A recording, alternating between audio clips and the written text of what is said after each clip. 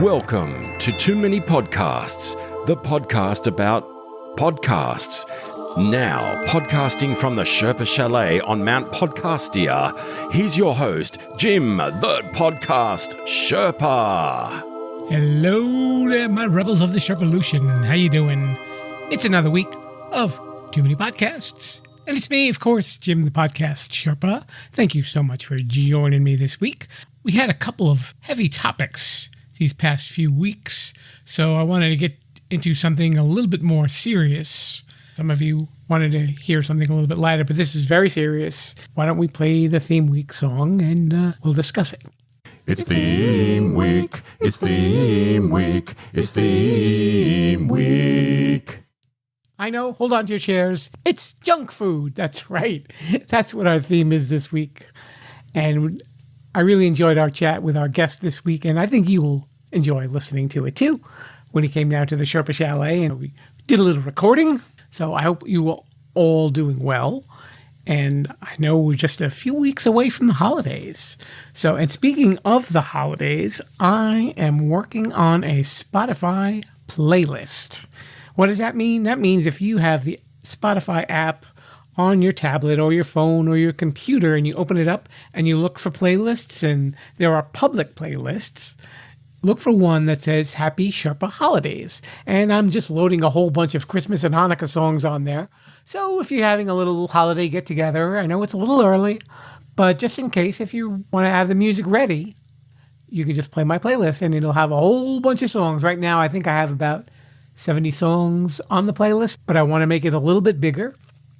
So there will be plenty of music to carry you through your day and make your season merry. That's my little Christmas present to all my rebels of the Sherpalution and all you new listeners.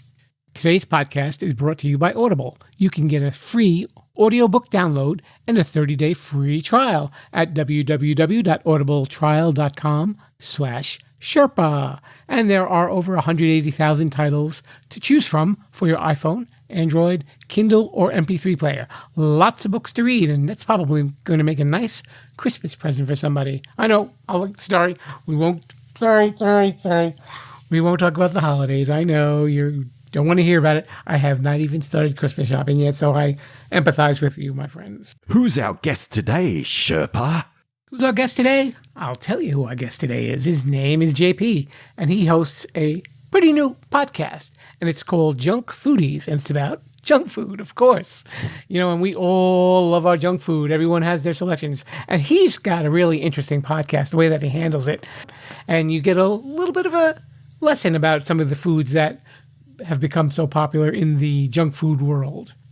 Let's throw back the time machine and listen to the conference we had earlier this week up the Sherpa Chalet with JP of Junk Foodies. So without any further ado, welcome, JP. Thank you. Thank you for having me, Jim. Tell us a little bit about yourself. Well, as you mentioned, I've been running this podcast on junk food. I consider myself to be a bit of a foodie.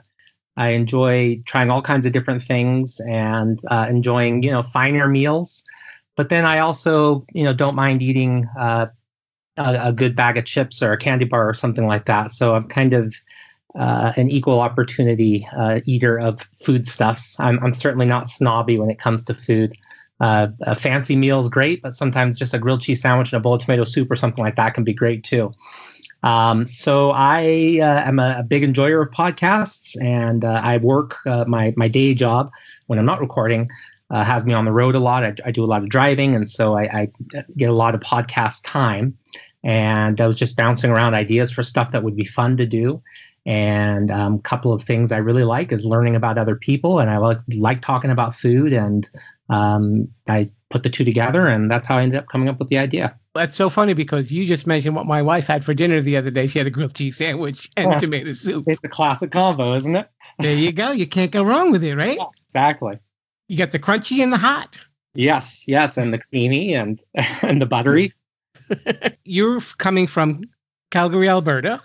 Yeah, so I grew up in the United States, actually, but I've been in Calgary just a little over 20 years now.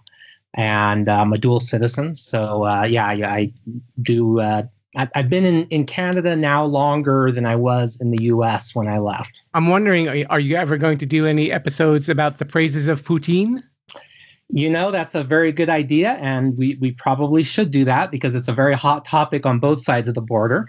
It's funny you ask. Just earlier this evening, I was recording an episode with a gentleman from Alabama, and the theme of the episode was all Canadian junk food. So we didn't get into poutine, but there's certainly enough material there for us to do another Canadian episode. So we definitely could do a poutine episode. Okay, since you are more Canadian than I am, could you tell everybody what poutine is, just in case they don't know? Sure. Yeah, I shouldn't take that for granted. So poutine is a French-Canadian dish. It's a dish of French fries, which are then topped with a gravy with cheese curds, and then on top of that, a gravy. So that kind of melts the cheese curds. It soaks into the fries. For people who've never heard of it, it probably sounds like some kind of a crazy experiment gone wrong in the kitchen, but it's very tasty, and it's definitely not healthy. People say it's the good, after being drunk food or during being drunk food or heading to get drunk food. And here it's a national obsession.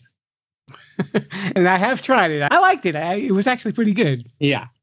Yeah, not something you probably do every day, but it's kind of like one of those indulgences that fits right into my podcast. Yeah.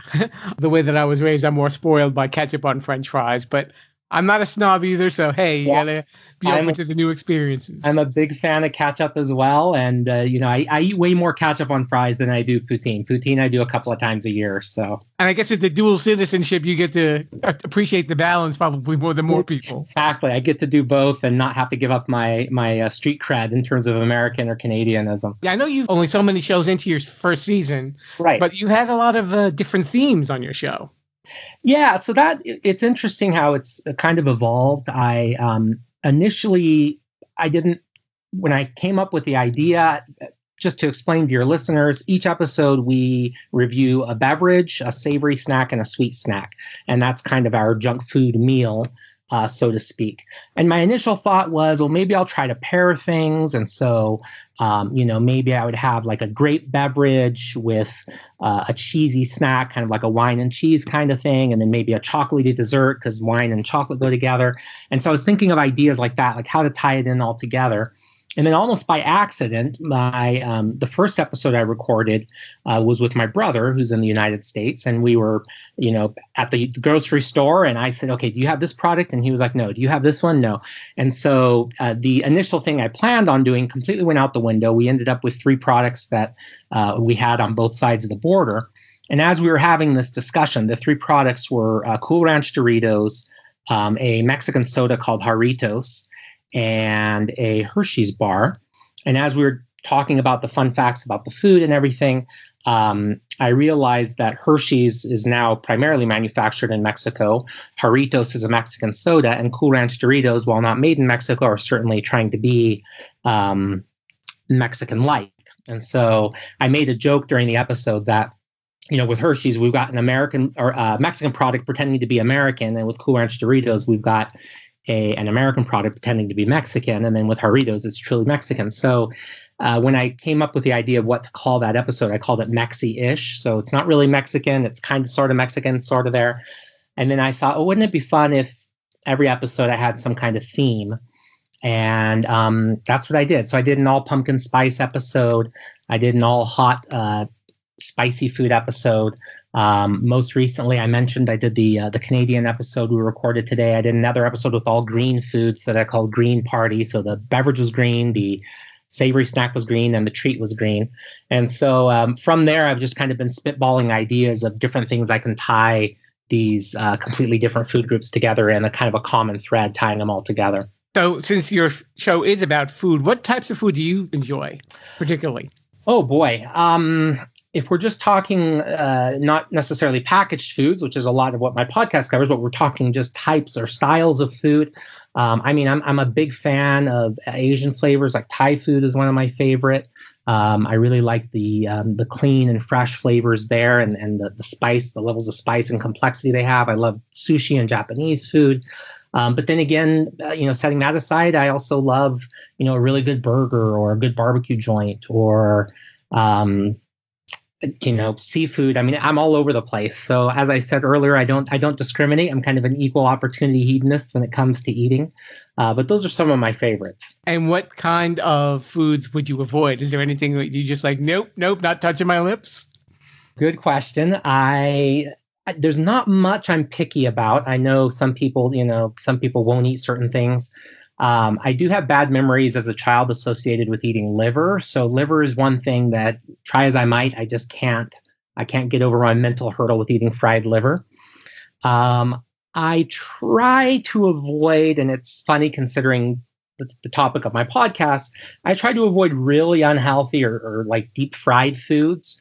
Sometimes, there's a time and a place for it, and, enjoying it in moderation is great. But I think I'd get pretty fed up of, eating like fish and chips, 3 days in a row. By the end of it, I wouldn't want to eat anything. I would just feel sick. So, really heavy foods, whereas, something fresh and light and healthy, I could eat all the time and never get sick of. So. Are there any shows that you're planning on? I know with the holidays coming up, are you going to do any special holiday food shows? Yeah, I'm talking to a guy about recording an episode with all holiday themed snacks. We've nailed down, I think, 2 of the items that we're going to do.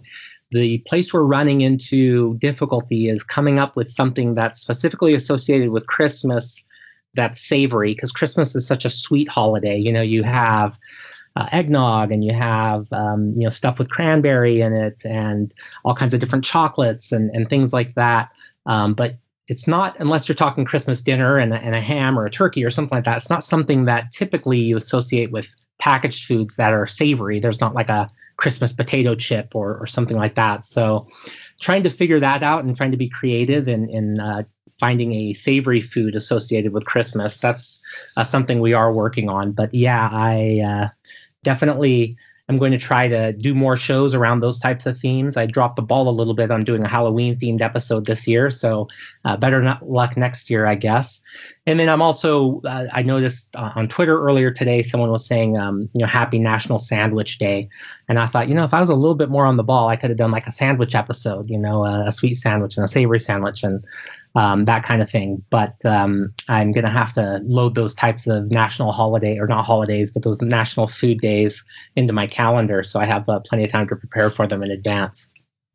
I'm thinking maybe when you do your holiday episode, you could probably fill 20 minutes on alternative uses for fruitcake. That's not a bad idea. I mean, you don't just have to eat it. You can, use it as a weapon. You could use it as a doorstop. It's absolutely right. I have a little game that was set up for you, and just kind of did this little spur of the moment. And okay. I'm calling this game "That Snack is Whack."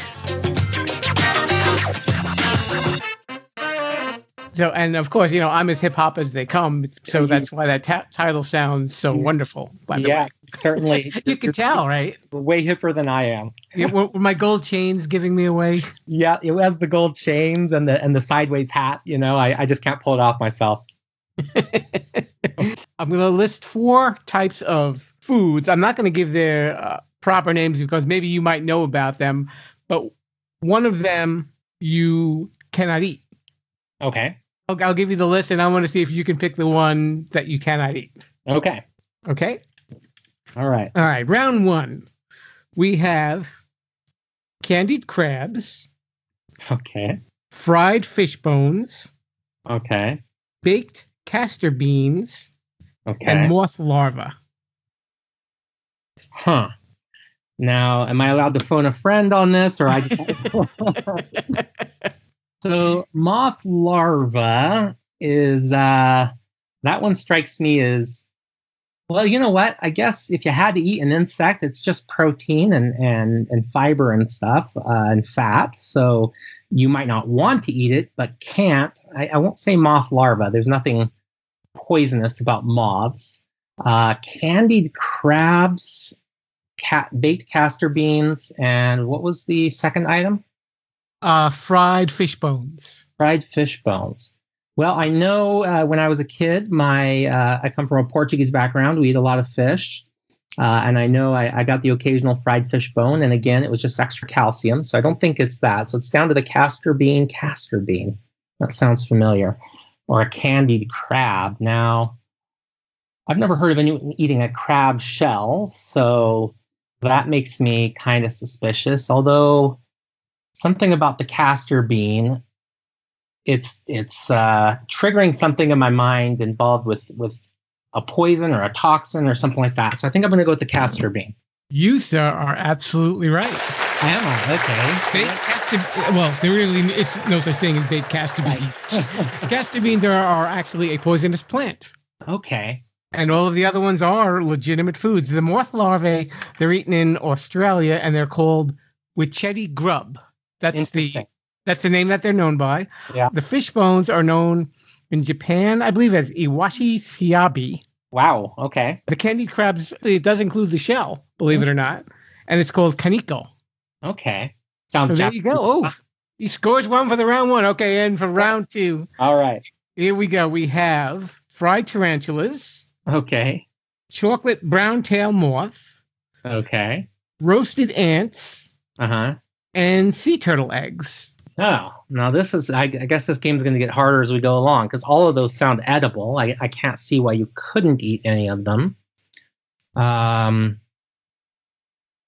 maybe it's just my bias against spiders and my aversion, but are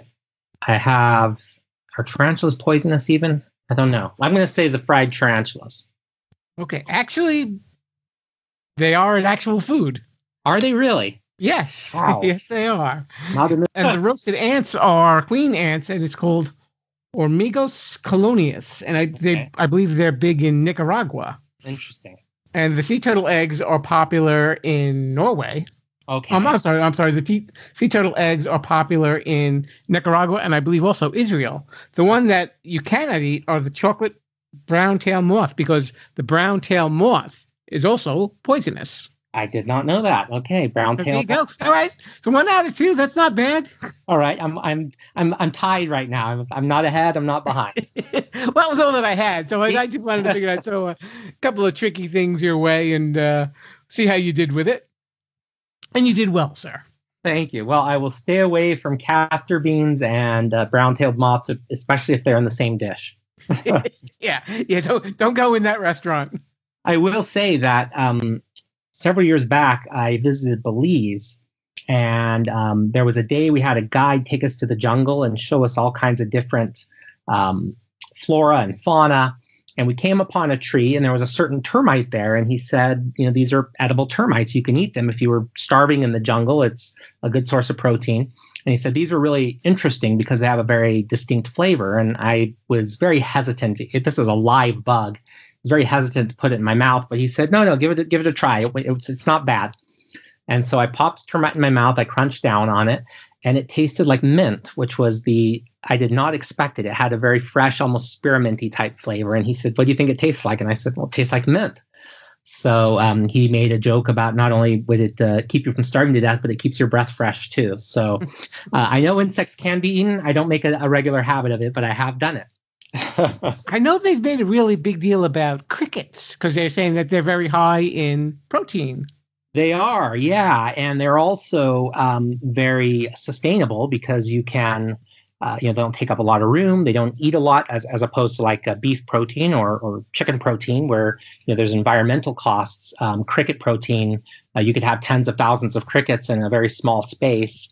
And they're very high in protein and vitamins and minerals. And yeah, I've seen cricket protein bars and protein powder and I'm sure they can use it the same as you would use like a milk-based protein or a whey protein. So it's kind of interesting. Do you think that probably as time goes by that we will be leaning towards the tendency to have like a lot of insect-based and different types of animals where maybe it doesn't affect the ecosystem as well?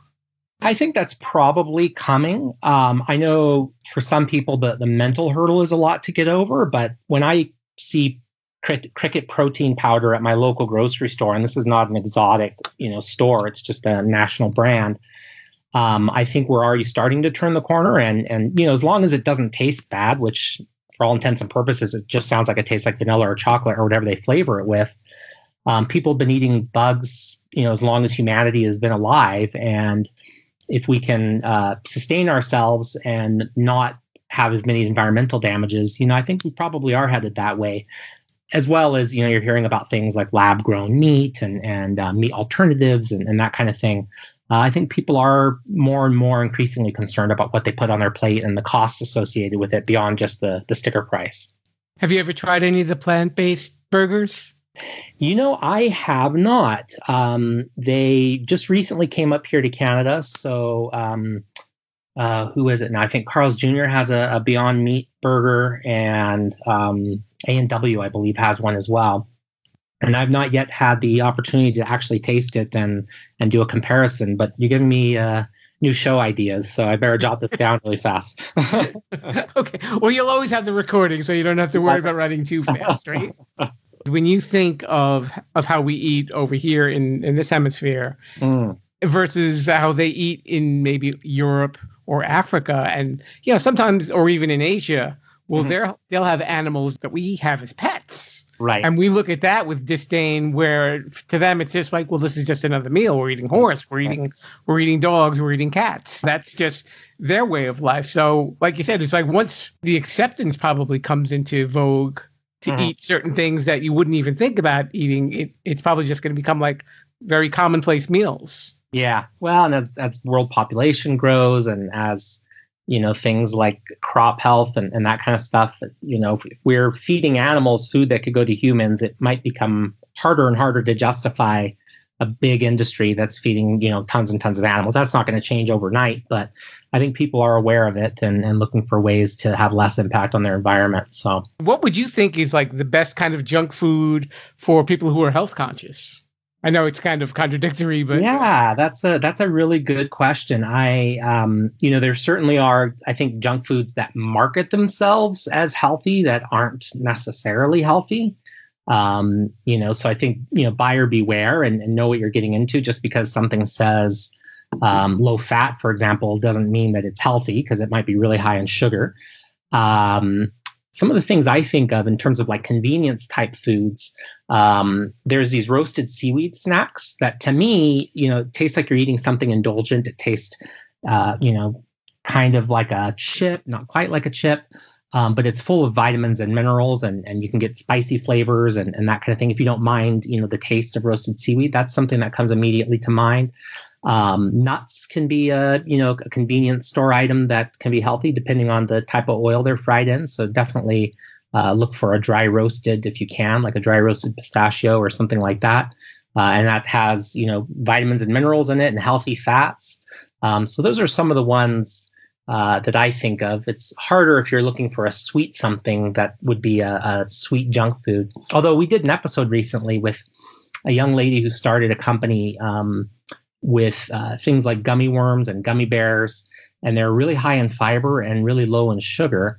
And we tried them, and they tasted just like a gummy bear, except they had like your one little package of it had like your entire day's allotment of fiber in it. So, there are alternatives coming out there. You mentioned the meat alternatives.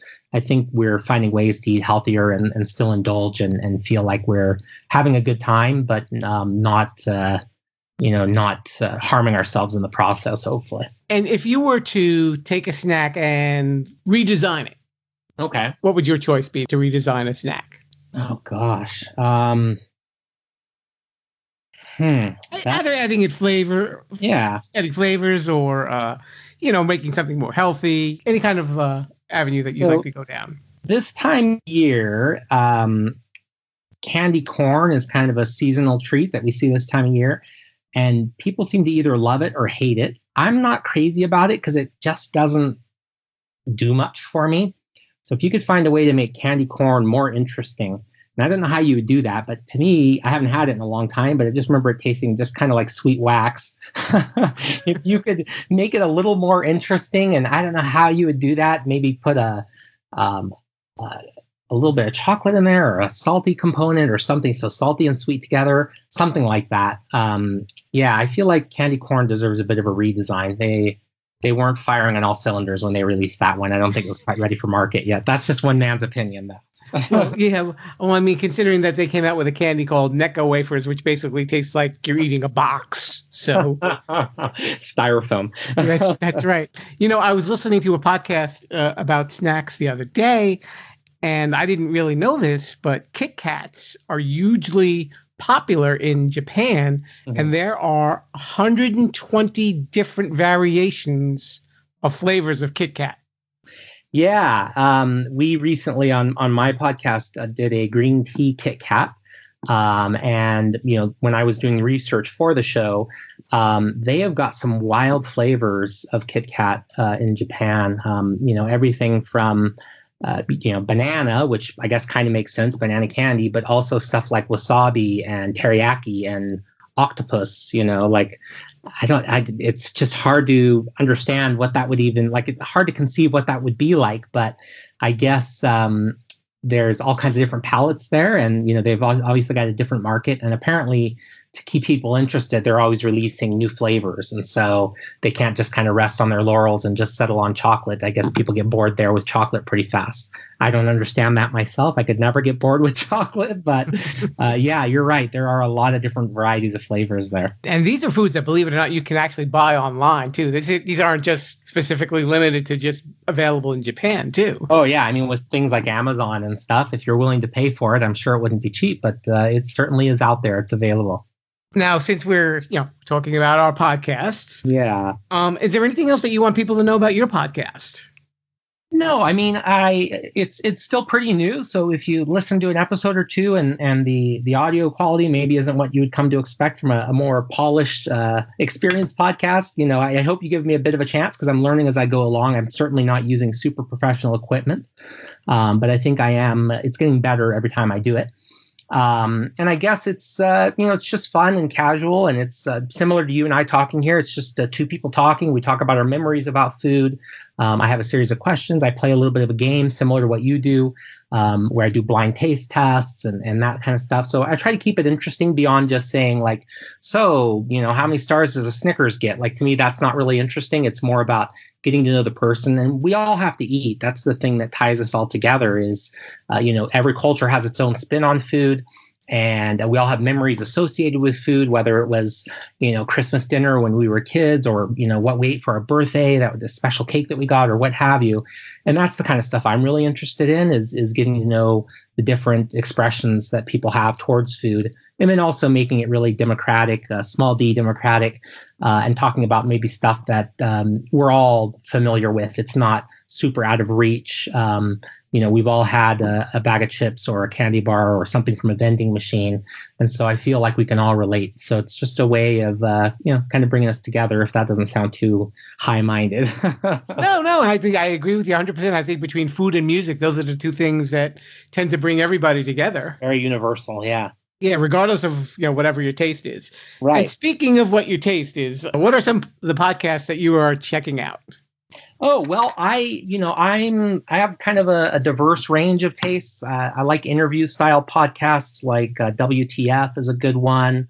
The Moment with Brian Koppelman. He does some really good interviews. So I like interview shows like that. I like review shows where, they review movies, that kind of thing. I'm kind of a movie buff. So there's a great one right now called Unspooled, where the two hosts, they're going through the AFI top 100 movies and they're reviewing them one at a time. So, everything from as recent as like the Shawshank Redemption and as old as like Buster Keaton movies. And so it's kind of cool to hear those movies that the AFI has decided is some of the best movies ever made. And hearing their take on it and whether it deserves to be on the list or not, and kind of what they liked about it, what they didn't. Stuff You Should Know is a great podcast. There's always really interesting Radiotopia. I love Malcolm Gladwell's Revisionist History. And I could give you probably a half a dozen more, but I'll stop there. It's, I like all kinds of different stuff. That's great. So, Stuff You Should Know is actually also one of my favorites too. That's in my regular listens. I've gone through, I think, close to 600 episodes. I've got still another 700 to go, I think. Yeah. I will say one more, and only because I feel like I owe it some credit because I think it helped inspire me to create my podcast. There's a podcast called Doughboys, and they review chain restaurants. So everything from McDonald's and Wendy's to Menchie's frozen yogurt to Pizza Hut and Denny's and et cetera, any chain restaurant, and they do a review of it. and it's two comedians. So they're way funnier than I am, and they're way more polished than I am. But listening to them, and I just enjoyed listening to these guys talk about food, kind of inspired me to create my own spin on it. So I probably should give them some credit, because had I not been listening to them, I don't know if I would have come up with it on my own. So you give them a tip of the hat or a tip of your toque if you're in Canada. Definitely a tip of the toque. Okay, so we've come to the point in the show called Shameless Self-Promotion. Shameless self-promotion. Right. And this is where you can let our listeners know how they can hear your plugged stuff, like your podcast and any other information that you'd like to share with them. Awesome. So the podcast is Junk Foodies, Junk, Junk, Foodies, just like the word food with an IES on the end of it. And we are basically on all the major podcast apps that you'd find us there. You can find me at Twitter at Junk Foodies Pod, and same at Facebook. And if they want to send me an email, want to be a guest on the show, or have an idea, or have any questions, I do set aside time to read listener mail. So if someone has a question like, what's the best junk food you ever ate at the county fair or whatever, and then I'll read it online, or I'll read it as I'm recording. I'll answer it, and my guest will answer it. For that email address, it's junkfoodiespod@gmail.com. And thank you so much. And again, the name of the show is called Junk Foodies, and his name is JP. He's the host. Give him a try, just like you might some of these snacks. That's perfect. Thank you, Jim. I really appreciate the opportunity to be on the show, and I've enjoyed listening to some of your episodes as well. So I guess I should have said one of the other podcasts I'm listening to is yours. Well, thank you very much. Thank you. Have a great night. I brushed up on my Sherpa skills looking for podcasts about junk food, and there really aren't a lot that are very current right now. So, maybe when you're on your podcast app, you can do your own little search and see if there's something that you like. But I'm sure you will like Junk Foodies with JP, and it's definitely worth checking out. And it's fascinating, and you will definitely learn a little bit about junk food, because JP really provides a lot of good information on some of the foods that you probably never thought that much about. And that kind of gave me an idea for this week. Rather than doing Sherpa suggestions, I found this article online on a wonderful site called How Stuff Works, and the article was called How Junk Food Works. And this is a segment of it written by a guy named Dave Ruse, so we're giving credit, of course, to the author. And this is just a little section that I'd like you to hear about, and maybe here's a little bit of trivia for you. Andrew F. Smith, a food historian and author of Fast Food and Junk Food, an encyclopedia of what we love to eat, credits the industrialization of flour mills in the 1820s with the launch of the junk food era. Innovations in milling technology and improvements in transportation brought inexpensive white flour to the masses. Even today, cheap white flour is the foundation of low-fiber, high-carbohydrate burger buns, cookies, and snack cakes. I'm getting hungry just reading this. During the Civil War in the 1860s, troops grew accustomed to eating from cans and jars of mass-produced rations. They came home craving the same convenience and familiar tastes. The rise of the industrial factory drew people away from the farms and into the city. Food vendors parked their carts outside the factory gates, offering the first fast foods to hungry workers. The first great American junk food was Cracker Jack. We all know Cracker Jack, a salty sweet blend of popcorn, molasses, and peanuts introduced by brothers Frederick and Louis Rueckheim at the Chicago World's Fair in 1893. The recipe wasn't a novelty, but the Rueckheim brothers' true genius was marketing. Prize in every box and their trademark wax seal packaging. By 1916, Cracker Jack was the best-selling snack in the world. I did not know this. The history of soft drinks goes all the way back to 17th century Europe, where carbonated water was first mixed with lemon juice and honey for a bubbly sweet concoction. In America, the first batches of Coca-Cola and Pepsi-Cola syrup were mixed at pharmacy counters in the 1880s and 1890s and were sold as refreshing, healthy elixirs to aid in digestion. The emergence of fast food was fueled by the rise of the automobile culture and the suburbanization of American cities in the 1950s. Originally a convenient novelty, ordering a burger and fries at the drive-thru soon became an American institution. The second half of the 20th century witnessed explosive growth in the variety, affordability, and ubiquity of junk food and fast food. Innovations in manufacturing, packaging, Transporting and marketing junk food, particularly to children, turned a rare treat into a steady diet for millions. And all the big companies employ an army of food scientists who know just how to get us coming back for more. I don't think that true words were ever spoken. So that's your little piece of knowledge in place of this week's Sherpa suggestions. But like I said, definitely check out JP's show, Junk Foodies.